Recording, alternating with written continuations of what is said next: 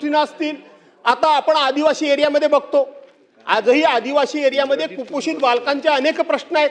आदिवासी महिला बाळंत होत असताना तिला जर त्रास झाला, तिची जर नॅचरल डिलिव्हरी झाली नाही, तर आजही आपण एखाद्या तिच्या साडीचा झोला तयार करतो आणि पुरुष लोक तिला खांद्यावरून घेऊन जातात.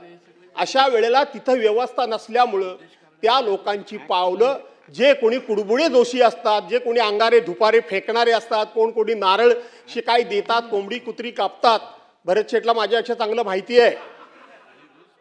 मी माझ्या आयुष्यात कधी काही करत नाही, माझे मित्र आहेत ते. आणि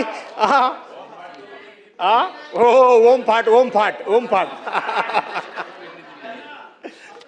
नको रे बाबा, मी गरीब माणूस आहे. मी काय माझ्या हातामध्ये एखादा दोरा पण नाही, एखादी अंगठी पण नाही. मी माझा हे काही मानत नाही, मी ते खरं सांगायला गेलं तर. हो नको बाबा, लांबूनच. आणि म्हणून त्या विचारांना ज्या वेळेला असं वाटतं की आता दुसरं काय आपल्याला तरणोपाय नाही, आपण आता संपलो, आपली जीवन यात्रा संपली, आणि म्हणून तो कोणी शेजारचा अंगारा धुपारा देणारा असतो, त्याच्याकडे त्याचे पाय सहजासहजी वळणं हे स्वाभाविक असतं. कारण शेवटी प्रत्येकाला जगायचंच असतं. आणि म्हणून या व्यवस्था सुद्धा आपल्याला मोठ्या प्रमाणामध्ये उभ्या कराव्या लागतील. कारण अशा गैरव्यवस्थेचा किंवा गैरसोयीचा फायदा काही मंडळी त्या ठिकाणी घेतात. आणि म्हणून आपण या विधेयकाच्या माध्यमातून आपण या प्रवृत्तीला आळा घालण्याकरता मी पुन्हा वाचून दाखवत नाही. आपण शिक्षेची तरतूद सुद्धा त्याच्यामध्ये केलेली आहे वेगवेगळ्या ठिकाणी.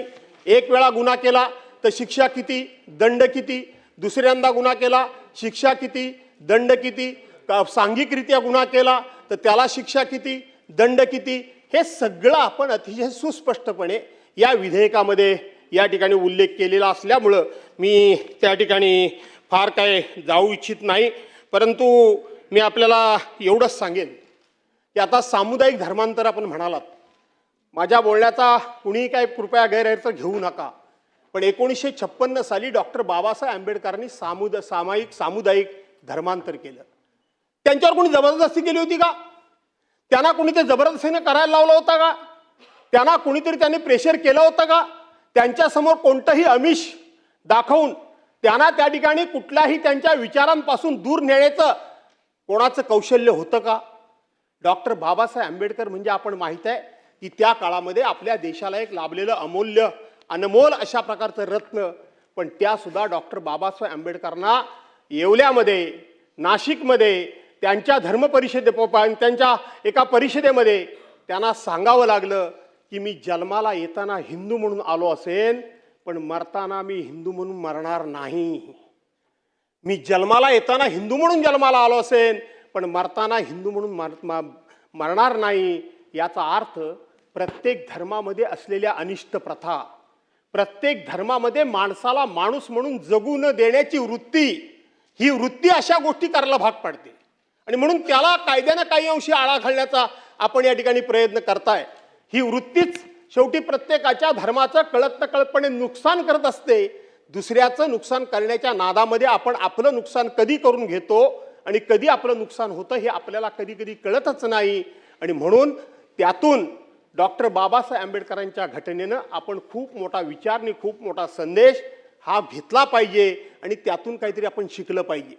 नेताजी पालकरांचा इतिहास, छत्रपती शिवाजी महाराजांचा माहिती आहे आपल्याला की ज्या वेळेला नेताजी पालकर औरंगजेबाच्या दरबारातून सुटून निष्ठून कोणत्या ना कोणत्या तरी मार्गाने पुन्हा एकदा छत्रपती शिवाजी महाराजांच्याकडे आले आणि छत्रपती शिवाजी महाराजांनी नेताजी पालकर आणि त्यांच्या बाकीच्या सहकार्यांना पुन्हा धर्मामध्ये घेण्याचा विचार केला. आमच्याच धर्मातल्या लोकांनी विरोध केला.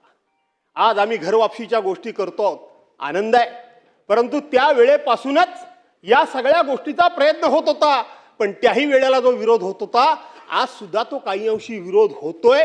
परंतु तो विरोध आपण विरोधाला विरोध न करता त्याला कायदेशीर आपण या ठिकाणी आधार देऊन त्याला आपण कायदेशीर मान्यता देतात. त्यामुळे हे विधेयक अतिशय चांगलं आहे, अतिशय चांगलं आहे. मुख्यमंत्री महोदय, मी वाईट म्हणतच नाही अजिबात, अतिशय चांगलं हे विधेयक आहे. हे विधेयक चांगलं आहे. आणि म्हणून मी आपल्याला या ठिकाणी विनंती करतो, एका क्लॉजची फक्त मला जरा भीती वाटते, तेवढा जरा खुलासा केलात आपण तर बरं वाटतं, मला वाटेल. बाकी क्लॉज बाय क्लॉज मी तुम्हाला सांगितलं. आपण इथं म्हटलंय या अधिनियमाच्या तरतुदीचे उल्लंघन करून धर्मांतर करण्यात आलेले नव्हते हे सिद्ध करण्याची जबाबदारी जिने असे धर्मांतर करविले त्या व्यक्तीवर आणि ज्यांनी अशा धर्मांतरास सहाय्य केले, मदत केली किंवा अपप्रेरणा दिली, या अशा अपप्रेरकावर ही सगळी पुढची कायदेशीर कलमनी कारवाई केली जाईल. मला एकच भीती वाटते, सोनम वांगचूक कोणाचा होऊ नये. सोनम वांगचुकांची एवढा मोठा आंतरराष्ट्रीय दर्जाचा बुद्धिवेत्ता, शिक्षणामध्ये प्रचंड असं काम केलेलं, अख्ख्या जगाला आदर्श वाटावा, त्या अख्ख्या जगानं वर मान करून ज्याच्या कर्तृत्वाबद्दल, ज्ञानाबद्दल, अभ्यासाबद्दल ज्यांनी सलाम करावा, त्या वांगचुकांना जवळजवळ 6 महिने जेलमध्ये जावं लागलं. केवळ राष्ट्रविघातक कार्य केलं म्हणून आज तगायत ते राष्ट्रविघातक कार्य केल्याचं कुठेही सिद्ध झालं नाही. आणि म्हणून अशा पद्धतीचं मुख्यमंत्री महोदय एकमेकाला शेवटी कुठेतरी नामोहरम करण्याकरता कुणीतरी हे केलं नसेल